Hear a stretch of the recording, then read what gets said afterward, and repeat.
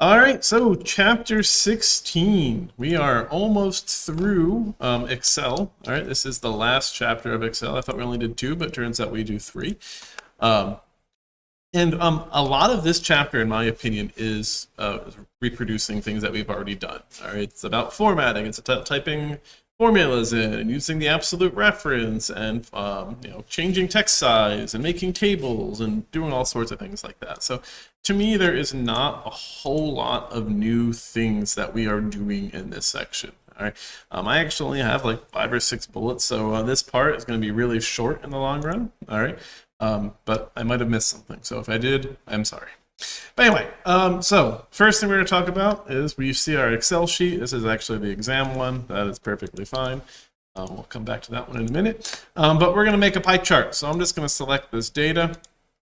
And we're going to go ahead and throw a pie chart in here. All right. We're going to go with a nice 3D pie chart. All right. Now, right off the bat, this, it inserts it as a part of your document. All right. I think I've told you guys this before, but if not, if we right click on this, we can move chart and we can do it as a new sheet, and then you can give your sheet a name. So we could call this, City Manager. We'll just go with City Manager. And then down here, you can see we now have a new tab that is City Manager. All right.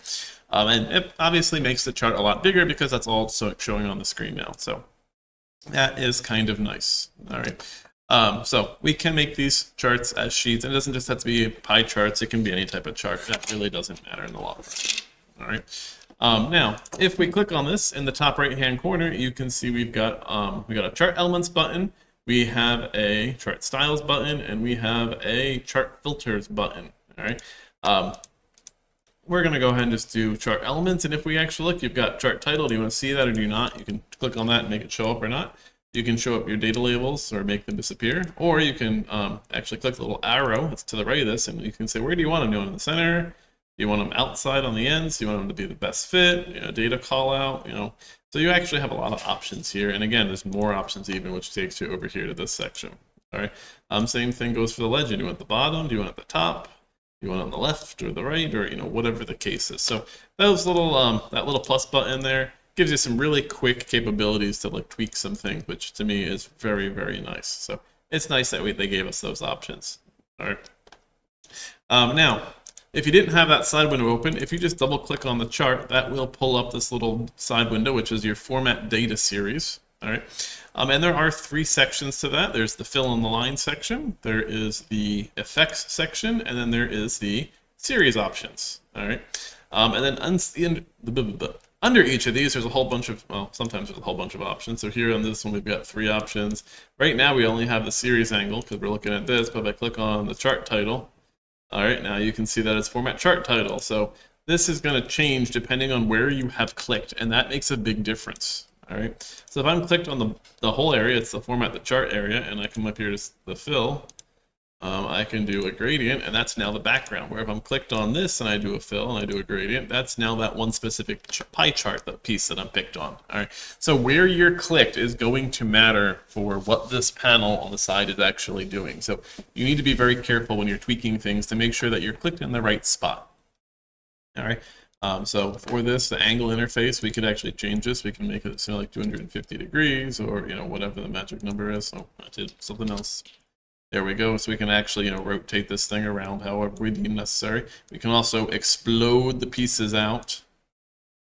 Okay, so let's bring that back in. And if I want to explode this one out, I can explode that one out a little. If I want to explode this one out, you can do them all individually. You can do just one, you can kind of pick your own thing. So again, something to just kind of be aware of.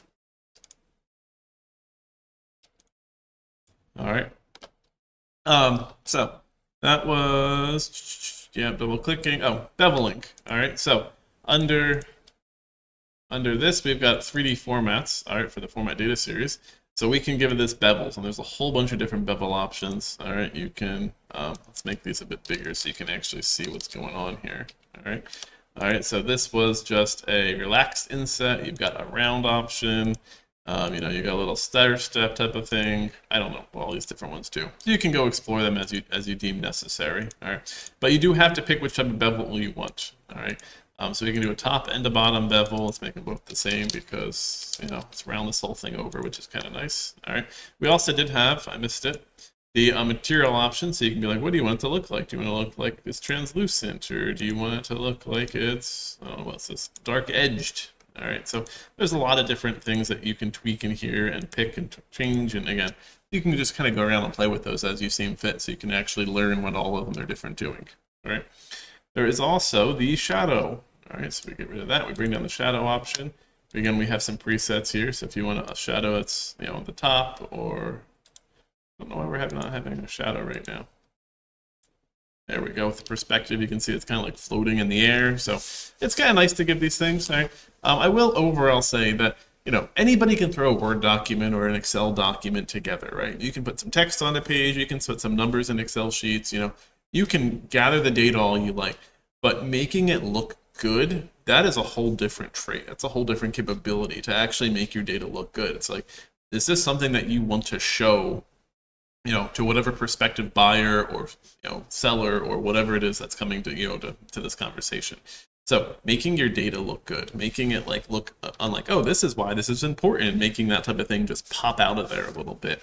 That is like, you know, a skill all of its own, and it's worth putting some time in to actually make your data look good. You know, if I give you, you know, this without any formatting on it, I just go ahead and let's clear the formatting.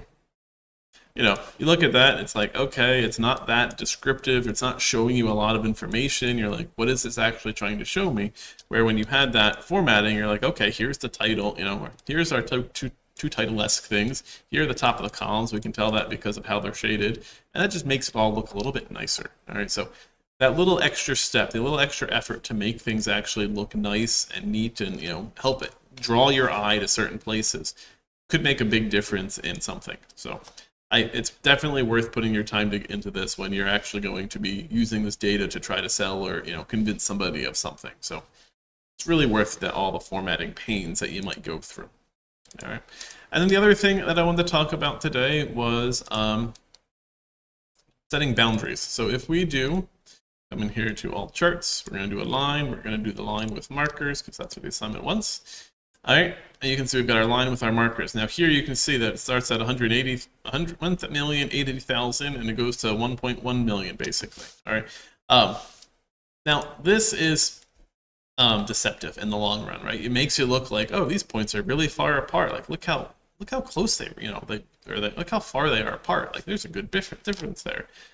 Where if we actually bring this down to 0, it's like, wow, now that we look at this at the long range picture, right, we look at it as everything is 1-to-1, you can see that there's not really a lot of difference going on here between these two different things. All right, so it can be very deceptive on how you change your boundaries. All right, and that's what I want to talk about, the bounds. All right, the assignment wants you to set very specific bounds here. All right, by default, they're always on auto. But you can pick these of what you want. So this is 1.08 times 10 to the 6, basically. So 108, so, you know, you could make this whatever it is that you deem necessary. All right.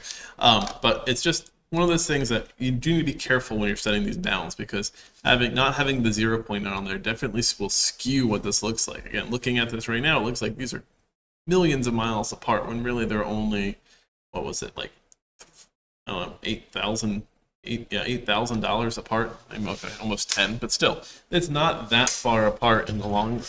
So having, you know, the boundary set somewhere, it can emphasize your point of, look, we're doing better than them, or it can, you know, hide the point that, oh, look, they're doing a lot better than us. It's like, no, if once you look at the big picture over millions of dollars, you know, $10,000 really isn't that much. All right, so a little bit of a give and take, but we do have access to that. So if you look on your chart, and we click on the boundary that we want to set, and then we have to get to the right one.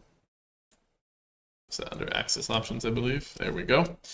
So that would be access options, and then there are our boundaries. So we can set those. All right. And I think overall, that's about all that's really new in Excel from this chapter. But the next video will be about one of your assignments. So we'll see you in the next one.